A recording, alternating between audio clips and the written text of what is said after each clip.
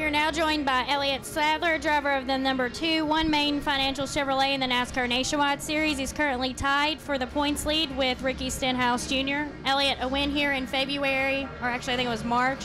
Talk a little bit about coming in this weekend and also coming back to a track that you won at this season. Well, it's always good coming back to a track that you won at. I think I was sitting in this very chair talking about winning the race here in the spring, so it always feels good.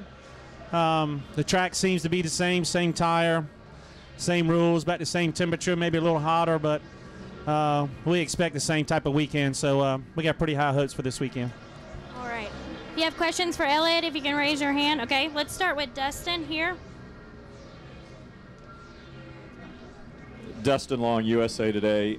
Elliott, when the chase started in the Cup Series, a lot of people, or some people, discounted or questioned Matt Kenseth's chances of winning because he was going to move on to another team. You've made that decision in the middle of your championship battle, and yet you're still in the position you are. How is it that that hasn't distracted, or how have you overcome that?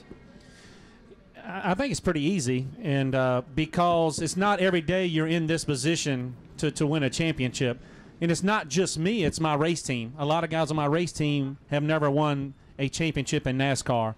So when we knew we were not coming back to Richard Childress Racing, I sat down with my team, and they all were like, look, we don't care what the hell's going on next year. We want to win a championship this year.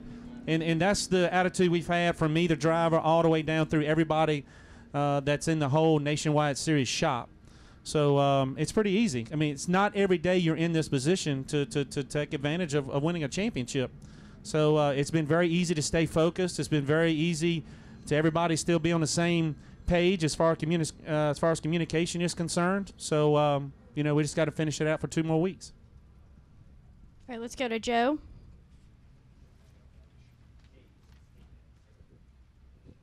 Joe Madser, NASCAR.com.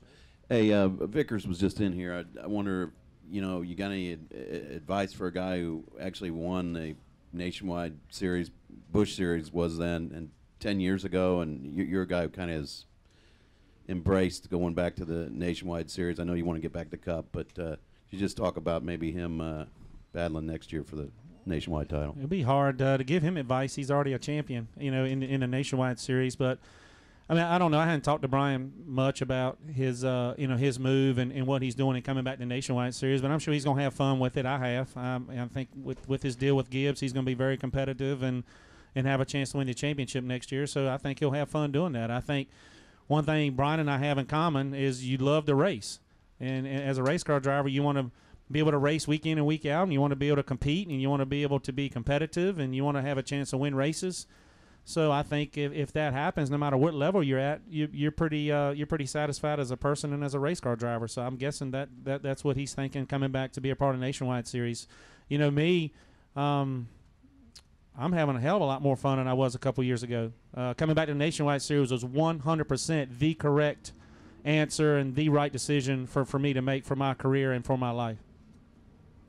All right, Wolfgang. Wolfgang Monser from Germany, Rennsport Press Agency.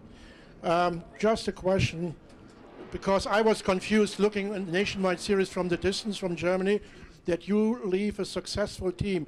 Is this already finalized for 2013, or is there still a possibility you go up in discussion again and carry on with Richard Childress Racing? I think your terminology of me leaving the team is a little inaccurate. As far as me, a chance of coming back to that team next year, no, sir. I think they've already gone in their direction that they're going in, and I'm already going in the direction I'm going in. All right, Tom. Hi, Elliott. Tom Jensen, Speed.com. You were in the same situation last year. How different is it from last year? How's your confidence level? What should we look for the last 2 years, or last 2 weekends?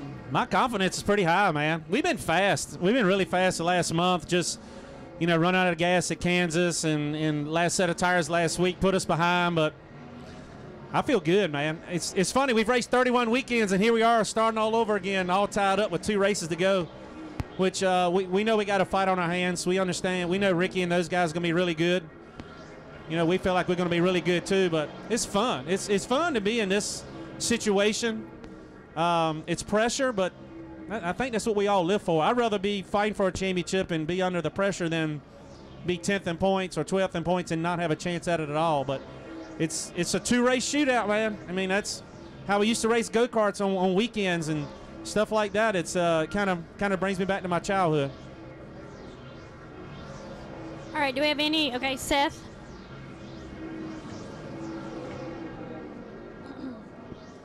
Seth Livingstone, NASCAR.com. Elliott, what's your relationship with Ricky Lake, and has that changed a bit this year compared to what it might have been a year ago when maybe you didn't know him as well? Yeah, I think our relationship the last 16, 18 months has been pretty good. You know, I didn't know him that well when I first started racing, but, I mean, it became pretty evident halfway through the season last year that it was me against him for the championship. And we knew even before we went to Daytona this year, it was going to be us against him for the championship. So we have a lot of mutual respect for each other. I honestly feel like Ricky has made me a better race car driver the last 2 years because of his style of driving and how he hustles the cars. Made me have to change the way I drive a little bit. And I think if you ask him, I think I've made him a better race car driver and taught him some things. So he and I have had that conversation a few times, but we just got a lot of mutual respect for each other. And I think it's going to be just a great race down to the end. Yes.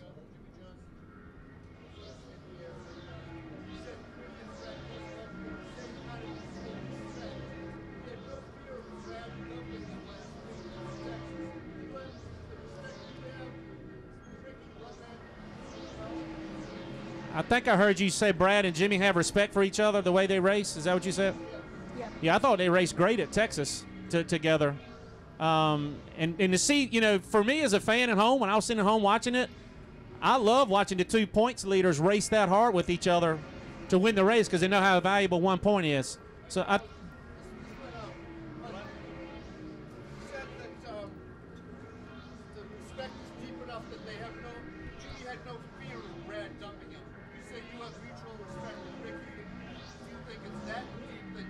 I think so. Yeah, I think so. I don't think Brad's going to take a chance wrecking himself just trying to wreck Jimmy. I think he's going to protect his car as well as Jimmy's going to protect his. They're just going to race each other hard. Yeah, I think it goes that deep. All right, Claire.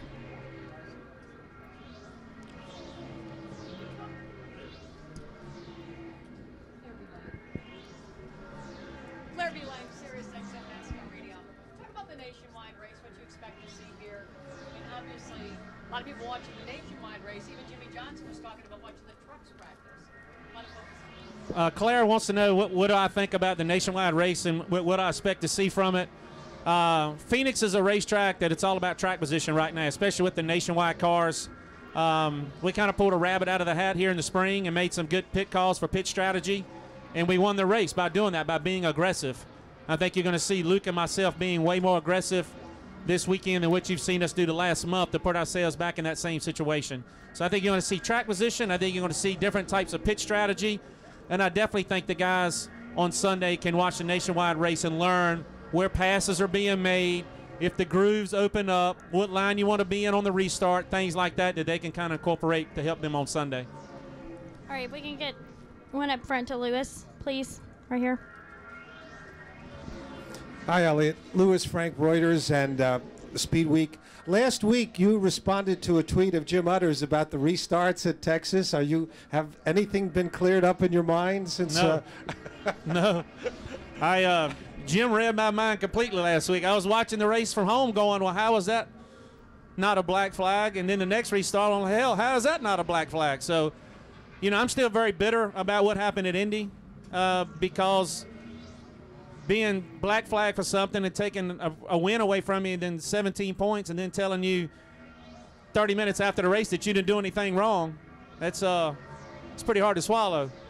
So, you know, when I thought, you know, my opinion, the 2-car went early last week, I'm thinking, well, that's a black flag. Okay, maybe that didn't come out. Okay, 48 beat the 2 to the line. And Jimmy didn't do anything wrong at all. The 2-car just spun his tires. But he beat him to the line. So that's the rule, so black flag him. But at this, I'm thinking of this day of the game and this stage of the game, NASCAR is not going to black flag anybody to change the championship that much. It's different than me in Indy in August because you didn't really know what was going to happen with the championship then. But it might come down to it now. Right. So, yes, I'm still confused. All right, Wolfgang. Thanks for bringing that up. Elliott, in short or long-term future, is there a possibility you will set up your own team in case you will have the financial? My own team? Do what now? If you set up your own team in short or long-term future, is this an option? No way. No, hell no. I don't want to become an owner. I appreciate the question, though. You want to sponsor it?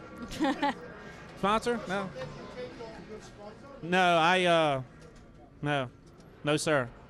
Have no ambition of being an owner at all. All right, if we can get a microphone up to David, please. Did I come at lunchtime? I see a lot of people eating. Did I come at lunchtime? Yes? You Okay. did. Sorry to interrupt your lunch. You didn't interrupt our lunch. Elliott, can you expand a little bit? You said NASCAR came to you 30 minutes later and said you did nothing wrong. Yeah, in the meeting, in the truck, in the hauler after the race. Robin Pemberton looked in my eyes and told me I didn't do anything wrong. So what did you tell them? How in the hell did I get black flag? You feel like that's costing you right now? I feel like it'd be a total different race if that didn't happen, because we could have raced a whole lot differently since then, because we'd have had a whole lot more of a cushion. But, you can't change the past. You just got to move forward, and 2 weeks, and hopefully that will not, I don't think that'll come into play. Should be fine. If he said you did nothing wrong, why did he say he penalized you then? That's exactly right. That's a good question. All right, any additional questions? Never got an answer. For Elliott? All right, thank you. Good luck this weekend. All right, see you guys.